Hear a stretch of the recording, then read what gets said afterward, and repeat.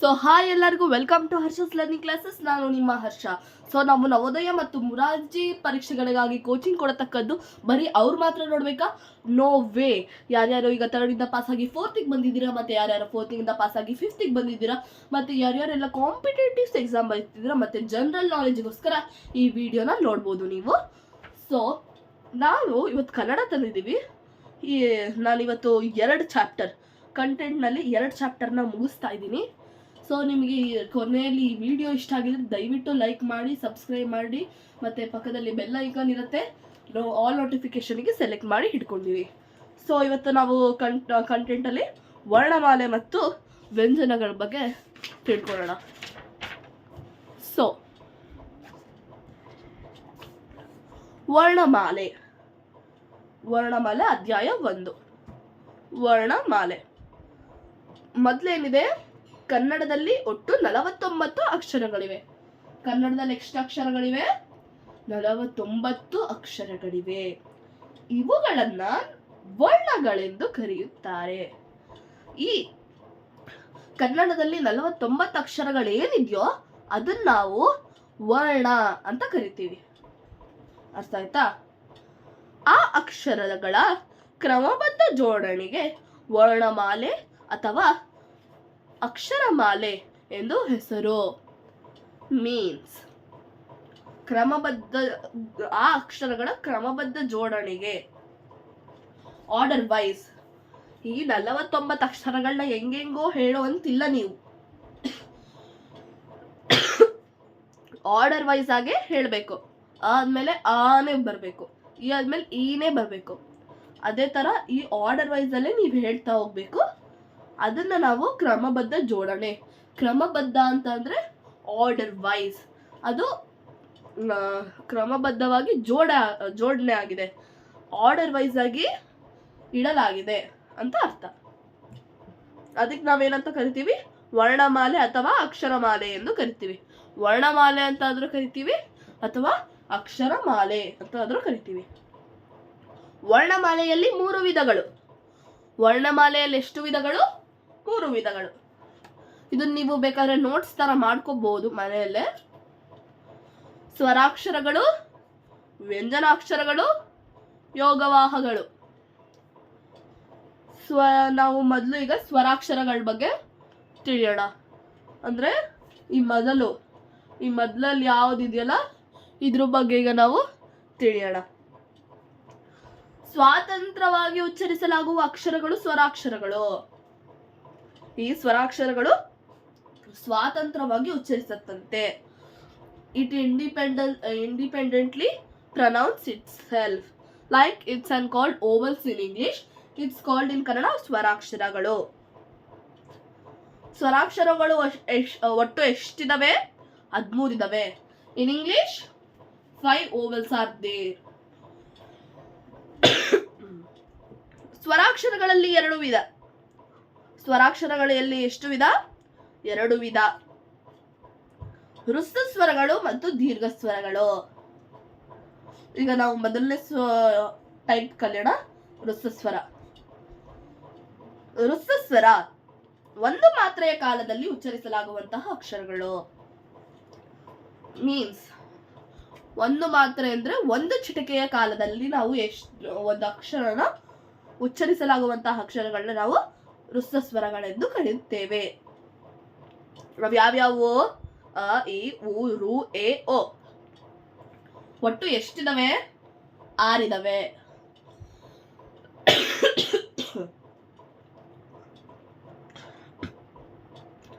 ದೀರ್ಘ ಸ್ವರ 2 ಮಾತ್ರೆಯ ಕಾಲದಲ್ಲಿ ಉಚ್ಚರಿಸಲಾಗುವಂತಹ ಅಕ್ಷರಗಳು.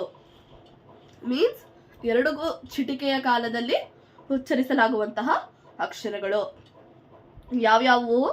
ಅ, ಇ, ಉ, ಎ, ಐ, ಓ, ಔ. ಇವುಗಳನ್ನ ನಾವು ದೀರ್ಘ ಸ್ವರಗಳು ಎಂದು ಕರೆಯುತ್ತೇವೆ. ನೆಕ್ಸ್ಟ್ ನಾವು ವ್ಯಂಜನಗಳನ್ನ ಕಲಿತಾ ಇದೀವಿ. ಮೀನ್ಸ್ ಇದನ್ನ ಸೆಕೆಂಡ್ ಟೈಪ್ ಆಫ್ ದ ವರ್ಣಮಾಲೆ. ಸ್ವರಗಳ ಸಹಾಯದಿಂದ ಉಚ್ಚರಿಸಲಾಗುವ ಅಕ್ಷರಗಳು ವ್ಯಂಜನಾಕ್ಷರಗಳು. ವ್ಯಂಜನಾಕ್ಷರಗಳು ಅಂದ್ರೆ like consonant in English. It will take the help of the vowels. For example, if you want to know how it's taking the help of the vowels means, you should drag it. B, it ends with E. It's taking the help of E vowel. So C also is taking the help of E. D is also taking the help of E. Like that, every consonant takes the help of the vowels. As it is in Kannada, ವ್ಯಂಜನಗಳು ಸ್ವರಗಳ ಸಹಾಯದಿಂದ ಉಚ್ಚರಿಸಲಾಗುತ್ತದೆ. ಉದಾಹರಣೆ, ಕ plus a equals to ಕ, ಚ plus a equals to ಛ. ಒಟ್ಟು ವ್ಯಂಜನಾಕ್ಷರಗಳು 34. ವ್ಯಂಜನಾಕ್ಷರಗಳು ಎಷ್ಟಿದಾವೆ? 34. ವ್ಯಂಜನಾಕ್ಷರಗಳಲ್ಲಿ 2 ವಿಧ. ವ್ಯಂಜನಾಕ್ಷರಗಳಲ್ಲಿ ಎಷ್ಟು ವಿಧ? 2 ವಿಧ.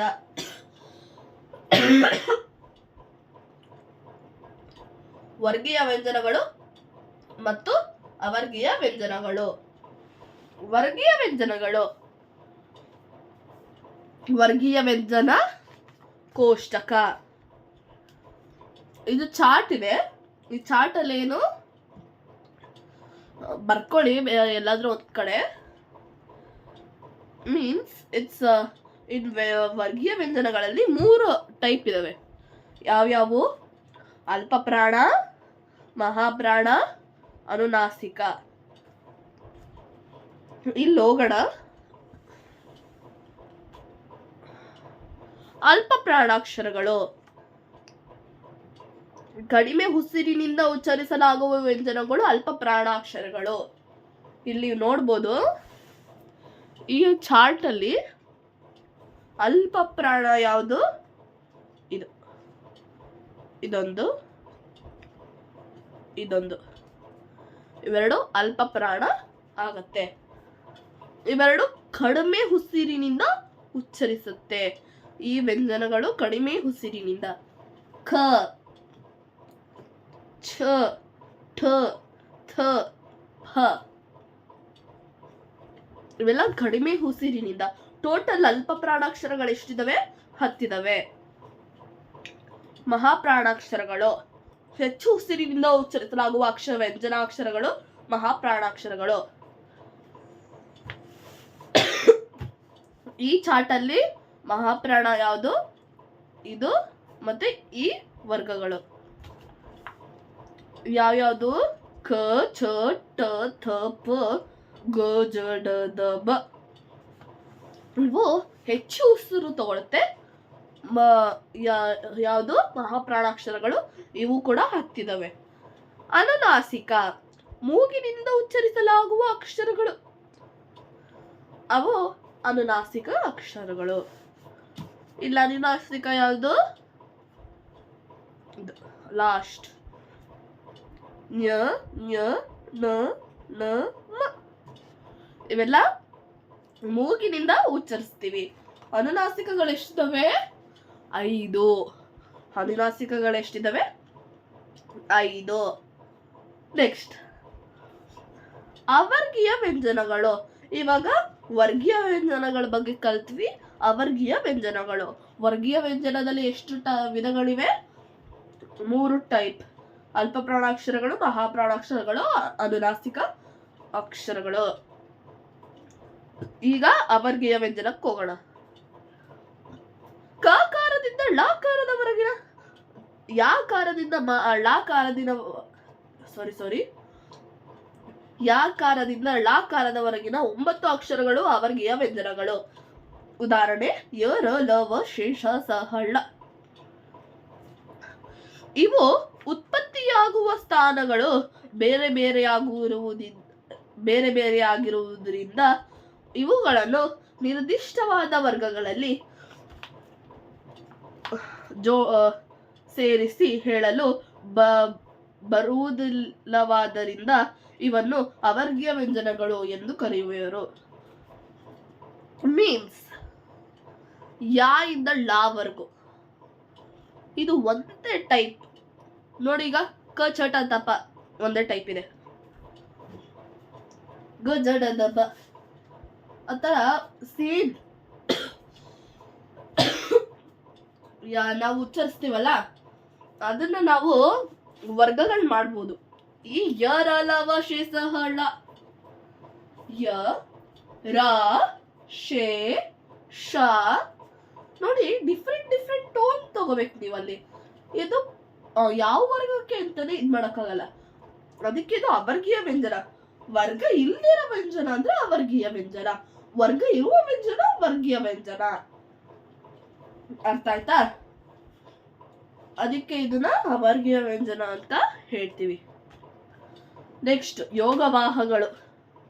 ಯೋಗ ಎಂದರೆ ಕೊಡು, ವಾಹ ಎಂದರೆ ಹೋಗುವ ಎಂದರ್ಥ. ಯೋಗವಾಹ ಎಂದರೆ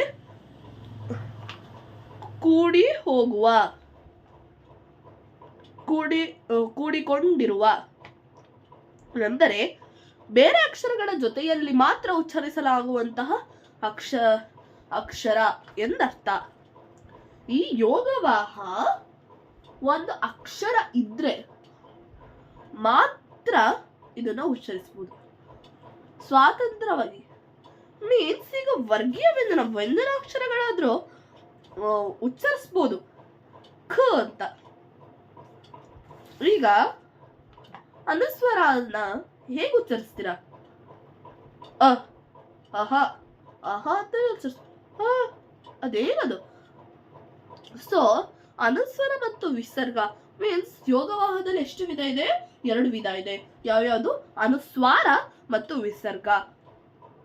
ಇದಕ್ಕೆ ನಿಮ್ಗೆ ಒಂದು ಅಕ್ಷರ ಇರ್ಲೇಬೇಕು, ಇಲ್ಲ ಅಂತ ಅಂದ್ರೆ ಇಂಡಿಪೆಂಡೆಂಟ್ ಆಗಿ ಒಂದೇ ಅಕ್ಷರನ ಉಚ್ಚರಿಸಕ್ಕಾಗಲ್ಲ.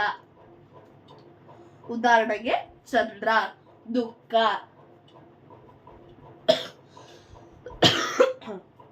ನೆಕ್ಸ್ಟ್ ಗುಣಿತಾಕ್ಷರಗಳು. ವ್ಯಂಜನಗಳಿಗೆ ಸ್ವರಗಳು ಸೇರಿ ಆಗುವ ಅಕ್ಷರಗಳನ್ನು ಗುಣಿತಾಕ್ಷರಗಳು ಎನ್ನುವರು. ವ್ಯಂಜನ ಇದೆ, ವ್ಯಂಜನ ಸ್ವರಗಳ ಸಹಾಯ ತಗೊಂಡು ಒಂದು ಪದ ಆಗಿದೆ, ಆ ಪದನ ಗುಣಿತಾಕ್ಷರ ಎಂದು ಕರಿತೀವಿ. ಉದಾಹರಣೆ ಕು ಪ್ಲಸ್ ಅಕ, ಕು ಪ್ಲಸ್ ಆಕ, ಕು ಪ್ಲಸ್ ಇಕಿ ಮುಂತಾದವು. ಶಾಲೆ ನೋಡಿ, ವ್ಯಂಜನಾಕ್ಷರಗಳು ಸ್ವರಗಳ ಸಹಾಯ ತಗೊಂಡು ಒಂದು ಪದ ಆಗಿದೆ, ಇವು ಗುಣಿತಾಕ್ಷರ. ಈ ಪದದಲ್ಲಿ ಬರುವ ಅಕ್ಷರಗಳನ್ನು ಬಿಡಿಸಿದಾಗ ಶು ಪ್ಲಸ್ ಆ ಪ್ಲಸ್ ಲು ಪ್ಲಸ್ ಎ ಎಂದಾಗುತ್ತದೆ. ಸೊ ಏನಂತ ಅಂದ್ರೆ ವ್ಯಂಜನಗಳು ಸ್ವರಗಳ ಸಹಾಯ ತಗೊಂಡು ಒಂದು ಪದ ಆದಾಗ ಅದನ್ನ ನಾವು ಗುಣಿತಾಕ್ಷರ ಅಂತ ಕರಿತೀವಿ. ವ್ಯಂಜನ ಅಂತಲೂ ಕರೆಯಲ್ಲ, ಸ್ವರಗಳು ಅಂತಲೂ ಕರೆಯಲ್ಲ, ಗುಣಿತಾಕ್ಷರ ಎಂದು ಕರಿತೀವಿ. 2 ಅಥವಾ 2ಕ್ಕಿಂತ ಹೆಚ್ಚು ವ್ಯಂಜನಗಳಿಗೆ ಒಂದು ಸ್ವರ ಸೇರಿ ಆಗುವ ಅಕ್ಷರವೇ ಸಂಯುಕ್ತಾಕ್ಷರ. ಸಂಯುಕ್ತಾಕ್ಷರ ಅಂತ ಅಂದ್ರೆ ಒತ್ತಕ್ಷರ ಅಥವಾ ಸಂಯುಕ್ತಾಕ್ಷರ, ನೀವೆರಡನ್ನು ಸೇಮ್ ಆಗಿ ಅಂಡರ್ಸ್ಟ್ಯಾಂಡ್ ಮಾಡ್ಕೋಬಹುದು. ಒತ್ತಕ್ಷರ ಅಂತ ಅಂದ್ರೆ ನಿಮ್ಮೆಲ್ಲರಿಗೂ ಗೊತ್ತಿದೆ, ಇದನ್ನ ಏನು ಎಕ್ಸ್ಪ್ಲೈನ್ ಮಾಡೋ ಅವಶ್ಯಕತೆ ಇಲ್ಲ. ಒತ್ತಕ್ಷರ, ಸಂಯುಕ್ತಾಕ್ಷರ ಮೀನ್ಸ್ ಸ್ಟ್ಯಾಂಡರ್ಡ್ ಆಗಿ ಸಂಯುಕ್ತಾಕ್ಷರ ಅಂತ ಹೇಳ್ತೀವಿ. ಬೇಸಿಕ್ ಅಂತ ಅಂದ್ರೆ ನೀವು ಒತ್ತಕ್ಷರ ಅಂತ ಕರಿತೀರ. ನಿಮಗೆ ಸ್ಟ್ಯಾಂಡರ್ಡ್ ಆಗಿ ಗೊತ್ತಿರಬೇಕು. ಇನ್ನು ಒತ್ತಕ್ಷರ ಕಾಲದಲ್ಲೇ ಇದ್ರೆ ನೀವು ದಯವಿಟ್ಟು ಈಗ ಆಚೆ ಬನ್ನಿ. ಇವಾಗ ಸಂಯುಕ್ತಾಕ್ಷರ ಕಾಲ. ಸಂಯುಕ್ತಾಕ್ಷರಗಳಲ್ಲಿ ಎಷ್ಟು ವಿಧಗಳು? 2 ವಿಧಗಳು. ಸಜಾತಿಯ ಸಂಯುಕ್ತಾಕ್ಷರಗಳು, ವಿಜಾತಿಯ ಸಂಯುಕ್ತಾಕ್ಷರಗಳು. ಸಜಾತಿಯ ಸಂಯುಕ್ತಾಕ್ಷರಗಳ ಬಗ್ಗೆ ಈಗ ನಾವು ಕಲಿಯೋಣ.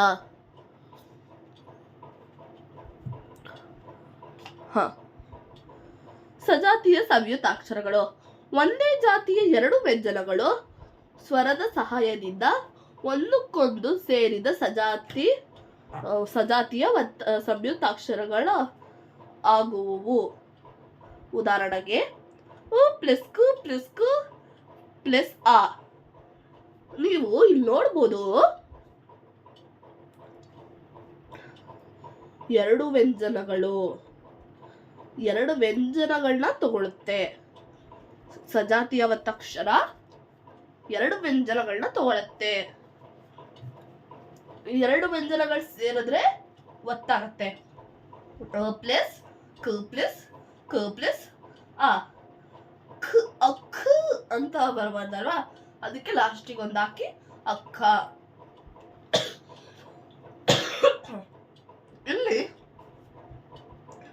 ಕ ಪ್ಲಸ್ ಅ ಇವು ಸಜಾತಿಯ ವ್ಯಂಜನಗಳಾಗಿರುವುದರಿಂದ ಇವು ಒಂದಕ್ಕೊಂದು ಕೂಡಿ ಕ ಎಂಬ ಸಜಾತಿಯ ಸಂಯುಕ್ತಾಕ್ಷರವಾಗಿದೆ.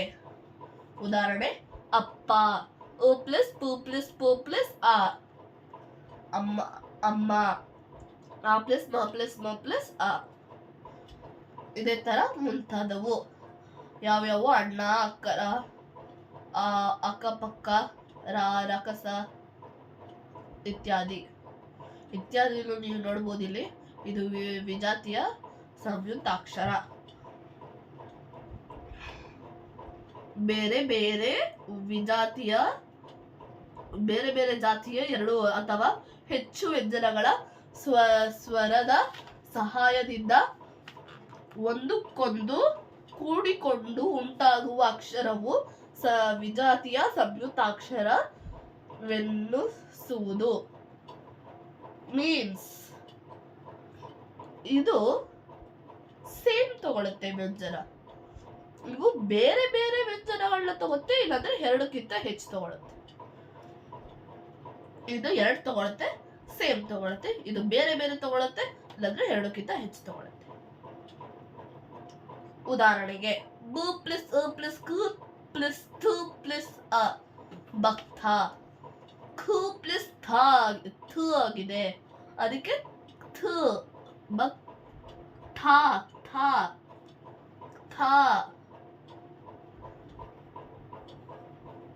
ಥ ಆಯ್ತು.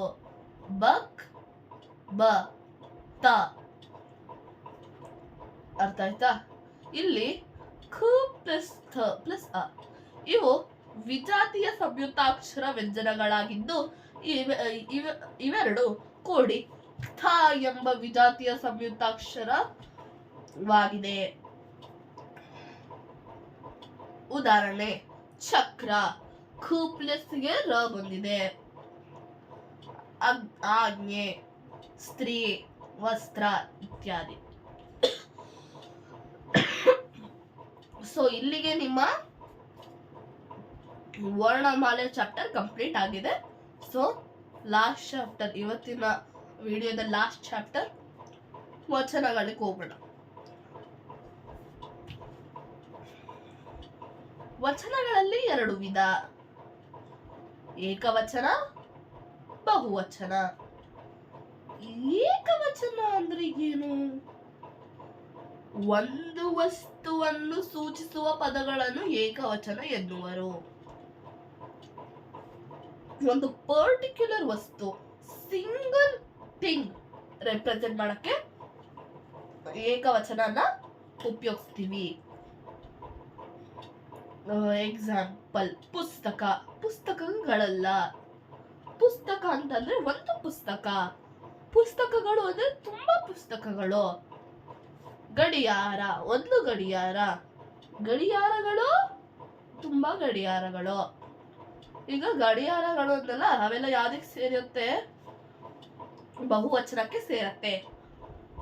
2 ಅಥವಾ 2ಕ್ಕಿಂತ ಹೆಚ್ಚು ವಸ್ತುಗಳನ್ನು ಸೂಚಿಸುವ ಪದ ನಾವು ಬಹುವಚನ ಅಂತ ಕರಿತೀವಿ.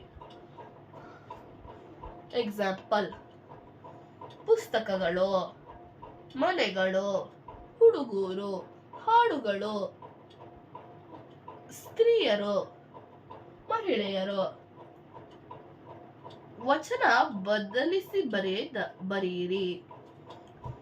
ಇವೆಲ್ಲ ಏಕವಚನ. Singular, it's plural. ಏಕವಚನ, ಬಹುವಚನ. ಅಂಗಡಿ, ಅಂಗಡಿಗಳು. ಬರೀ ಗಳುಗಳು ಸೇರಿಸ್ಬಿಟ್ರೆ ಬಹುವಚನ ಆಗೋಯ್ತಾ? ನೋಡ್ರಿ. ಚಿತ್ರಗಳು, ಪತ್ರಗಳು, ತಮ್ಮಗಳು ಆಗುತ್ತಾ? ತಮ್ಮಂದಿರು, ಇಂದಿರು, ತಮ್ಮಂದಿರು. ಶಾಲೆಗಳು. ಬರೀ 2 ಸಾಕ? ಗಳು ಮತ್ತೆ ಇಂದಿರು ನೋಡೋಣ ಬನ್ನಿ. ಪ್ರಜೆಗಳು. ನಾಯಕರು. ಇಲ್ಲಿರೋನು ಬರಲ್ಲ, ಗಳೂನು ಬರಲ್ಲ. ಅರು ಬರುತ್ತೆ. ರೈತರು. ಮಕ್ಕಳು. ಇದು ಡಿಫ್ರೆಂಟ್. It's not. ಇದೊಂದು ಸ್ವಲ್ಪ word. Most of the words ಗಳು. ಯಾವ್ಯಾವುದು? ಗಳು, ಇಂದಿರು,